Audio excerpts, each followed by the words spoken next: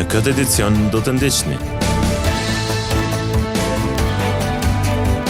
Në Kosovë pritet që të arrijnë 4.680 dozat e para të vaksinës anti-Covid të llojit Pfizer. Këto vaksina janë pjesë e kontingjentit të 95.000 vaksinave Pfizer që Bashkimi Evropian do t'i sjellë në Kosovë. Mbi 1.600 euro është kostoja terapisë anti-Covid që i kushton një pacienti në Kosovë. Çmimet e larta të kësaj terapie po cilësohen të papërballueshme për xhepin e një qytetari.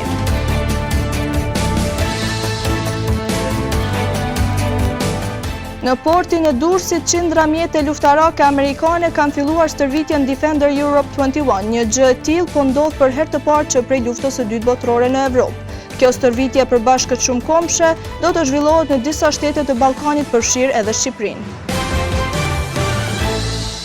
Mirëmbrëma, po fillojmë edicionin e lajmeve qendrore.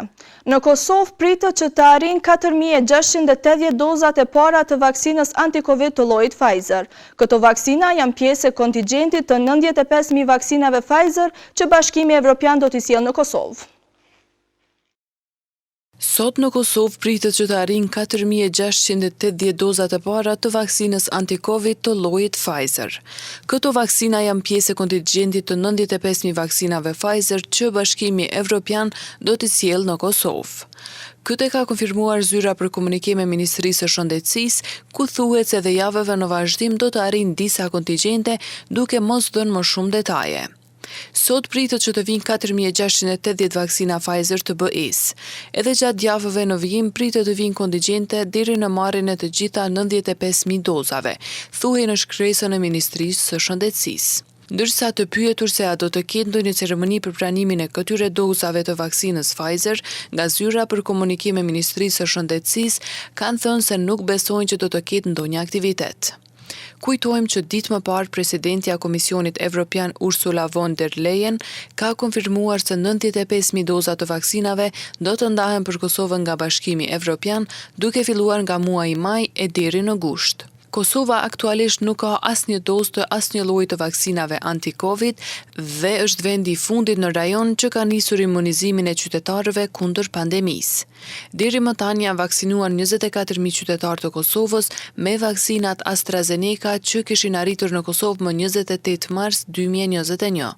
Edhe këto doza të vaksinave anti-Covid janë dhuruar qytetarëve të Kosovës për imunizim nga COVAX. Ndërsa numri personave të vdekur si pasojë e COVID-19 në Kosovë ka shkuar në 2.187 raste, ndërsa numri të infektuarve aktiv është 7.983.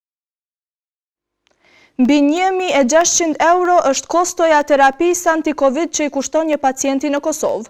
Sipas Odës së Farmacistëve të Kosovës, këto çmime pamundsojnë që pacientët të marrin terapinë adekuate për shërim nga ky virus. Çmimet e larta të kësaj terapie po cilësohen të papërballueshme për xhepin e një qytetari. Qytetarët e infektuar me koronavirus, të cilët janë duke u trajtuar në spitalin e përgjithshëm i Sagreza, thonë se terapia që nevojitet për të shëruar nga ky virus është e kushtueshme. Ekonomia familjare goditet edhe më shumë kur nga njëjta familje preken 2-3 apo më shumë persona nga COVID-19. Rasti konkret janë edhe Feta e Ajnë Nezaj, të cilët po trajtohen në njërin prej reparteve të spitalit. Ata thonë se për të siguruar terapinë ju kanë ndihmuar të afërmit.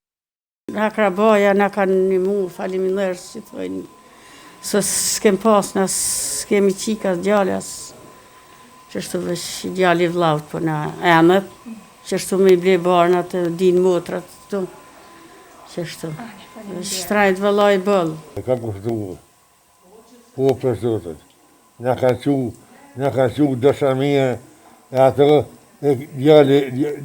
djalli mikit i vllaut sena, o kujdes ditën natë të përneve. Terapia kundër Covid është terapi mbështetëse që nënkupton përdorimin e antiviraleve, produkteve vitaminoze, analgjetikëve, oksigjenoterapive dhe terapive të tjera. Lidhur me këto, drejtori i spitalit Hilmi Shala thotë se sa i përket listës esenciale, spitali në Gjarku ka qenë stabil dhe është furnizuar rregullisht nga SHSKUK. Spitali është i obliguar që lista esenciale, e cila është në fuqi, jemi të obliguar të ambulojmë me aq sa kena mundësi. Për momentin me barën edhe material shpenzues që ndrojnë mirë, ka raste kur edhe pacientet duhet të sigurojnë ose janë të obliguar të sigurojnë disa lloje të barëna ku ne kemi pas shmëri më të madhe për shkak të fluksit të pacientëve që ka qenë gjatë këtyre ditëve. Remdesiviri, fraksiparini, citerali, linezoloidi dhe vitaminat të tjera janë në listën e barave që përdoren për shërimin e COVID-19, teksa në këtë listë hynë edhe analizat ECT që duhet bërë për të kontrolluar virusin. Përveç remdesiviri, një recetë edhe nga mjeku është të përbërë edhe nga Favira, e cila kushton €80 200 mg. Po ashtu për mos trashjen e gjakut jepet edhe fraksiparini ku 0.4 mg kushton €3.50, ndërsa 0.6 mg kushton €4.50. Kurse linezoloidi është antibiotik që kushton €50. Këto çmime dallojnë nga farmacia në farmaci. Ne kemi tentuar që të marrim informata nga farmacistët në Gjakow, por që të njëjtit nuk kanë pranuar që të prononcohen para kamerës. Secili nga ata kanë thënë që çmimet i vendosin sipas marrëveshjes që kanë me kompanitë furnizuese. Mos zbatimi i udhëzimit administrativ po ndikon në çmime të ndryshme të barnave nëpër farmaci. E që çmimet të jenë njësoj në secilën barnatore duhet të hyjë në fuqi udhëzimi administrativ, i cili përcakton kriteret apo metodologjinë e përcaktimit të çmimeve për produkte qoftë nga lista e barnave esenciale apo edhe atyre që janë pjesë e furnizimeve për institucionet publike shëndetësore. Njëmëri ankesash në lidhje me çmimet ka pranuar edhe shoqata e pacientëve të Kosovës, e cila ka treguar se këto çmime janë jashtëzakonisht të shtrenjta për standardin e qytetarëve të Kosovës. Andaj që ky problem të zgjidhet një herë e mirë, Ministria e Shëndetësisë duhet të marrë të gjitha masat obligative për zbatimin e këtij udhëzimi. Vazhdojmë edicionin me një ngjarje historike. Sot në portin e Durrësit, qindra mjete luftarake amerikane kanë filluar stërvitjen Defender Europe 21. Një gjë e tillë po ndodh për herë të parë që prej luftës së dytë botërore në Evropë.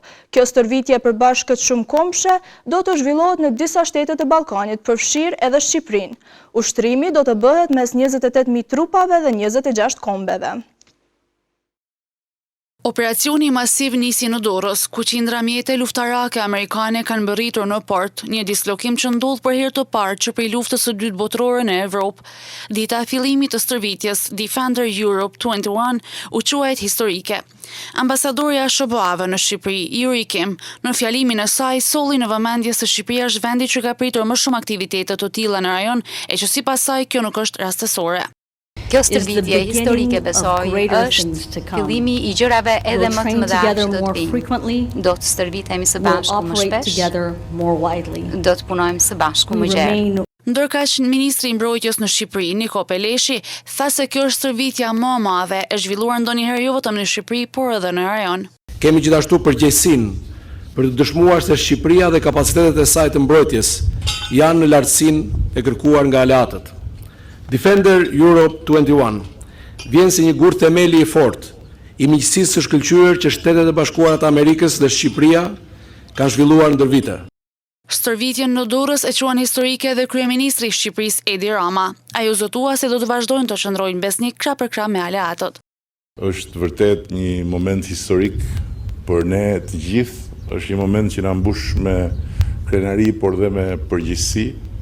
Dhe ne do vazhdojmë të qëndrojmë besnikërisht krah për krah jush si një vend që ndoshta nga pamja numerike nuk i ofrojmë shumë kësaj aleance, por nga pikpamja e vlerave që e bëjnë këtë aleancë unikale për botën tonë, ne dëshirojmë të jemi gjithmonë e më të denjë dhe gjithmonë e më të vyer brenda kësaj aleance.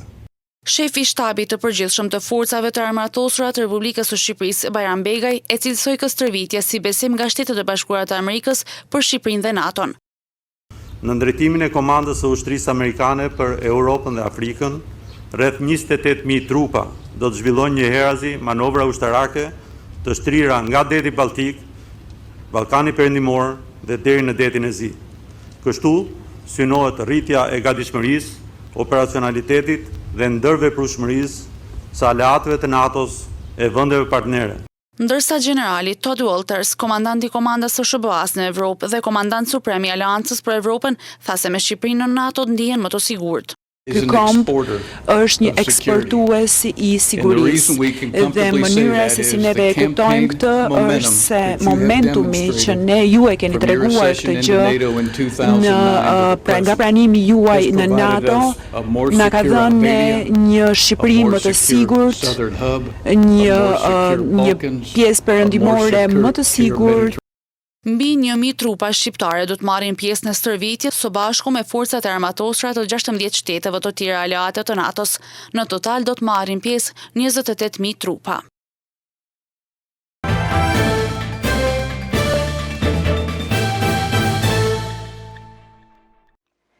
Komuna e Deçanit sot ka shënuar ditën e dëshmorëve. Me këtë rast, nxënësit e shkollave fillore dhe të mesme të kësaj komune kanë organizuar një ekspozitë përmes së cilës përkujtuan figurat kombëtare të historisë sonë. Me rastin e ditës së dëshmorëve të Deçanit, nxënësit e shkollave fillore dhe të mesme të kësaj komune kanë organizuar një ekspozitë përmes së cilës përkujtohen figurat kombëtare të historisë sonë. Kryetari i komunës Bashkim Ramosaj tha se është krenar që nxënësit e shkollave të Deçanit përmes kësaj ekspozite kujtojnë figurat kombëtare dhe historinë e kaluar dhe të lavdishme të popullit tonë. Me një numër tepër modest të pjesëmarrësve, është më tepër një simbolik ku neve na përkujton të kaluamën tonë, historinë tonë, dhe për aq më mirë unë ne jem mirë dhe ne jem tepër krenar kur nxënësit e shkollës mesme tonë në memorin e tyre memorizojnë figurat kombëtare dhe historinë të kaluamën tonë. Duke vlerësuar lart angazhimin e nxënësve, drejtori i arsimit Bekim Vishaj tha se kjo ekspozitë me pikturat e nxënësve të Deçanit ka për qëllim përkujtimin e dëshmorëve të rënë në këtë komunë. Ai tha se përveç që kjo ekspozitë simbolizon respektin ndaj atyre që ranë për lirinë e Kosovës, do të shërbejë edhe si një hapësirë për nxënësit që tregojnë talentin e tyre në fushën e artit.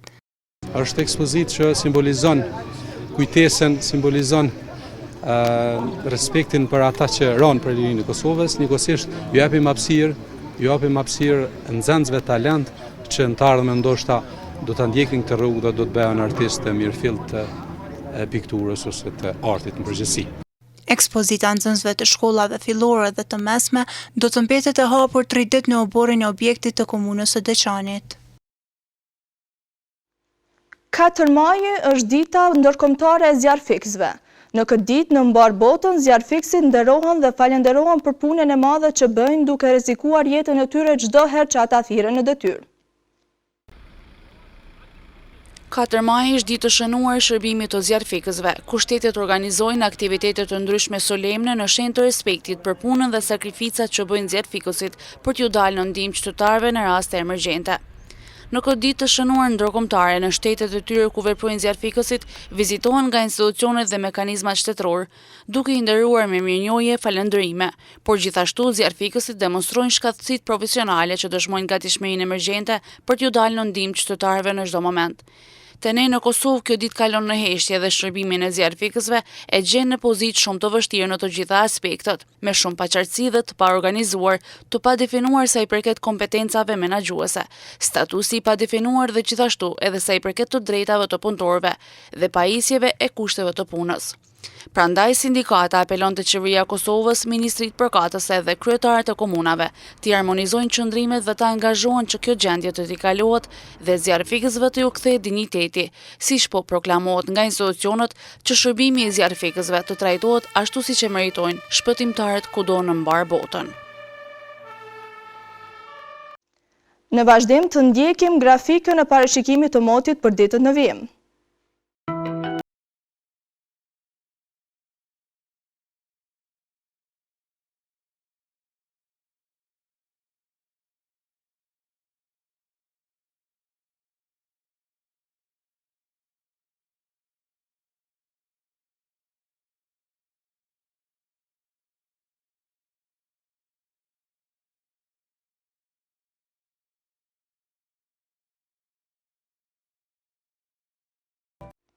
Para se të ndahemi të ndjekim edhe një herë disa nga informacionet kryesore të këtij edicioni.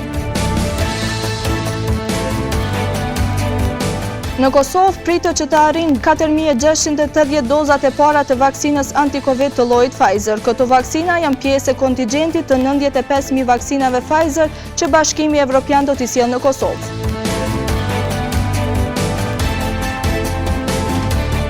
Mbi 1.600 euro është kostoja terapisë anti-Covid që i kushton një pacienti në Kosovë. Çmimet e larta të kësaj terapie po cilësohen të papërballueshme për xhepin e një qytetari.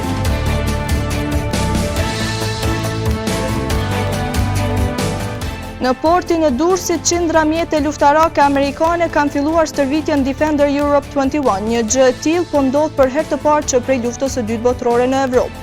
Kjo stërvitje për bashkët shumë kombëshe do të zhvillohet në disa shtete të Ballkanit, përfshirë edhe Shqipërinë. Këtu merr fund ky edicion qendror i lajmeve. Për më shumë informacione na ndiqni edhe në portalin syri-vizvizion.tv. Mirupafshim.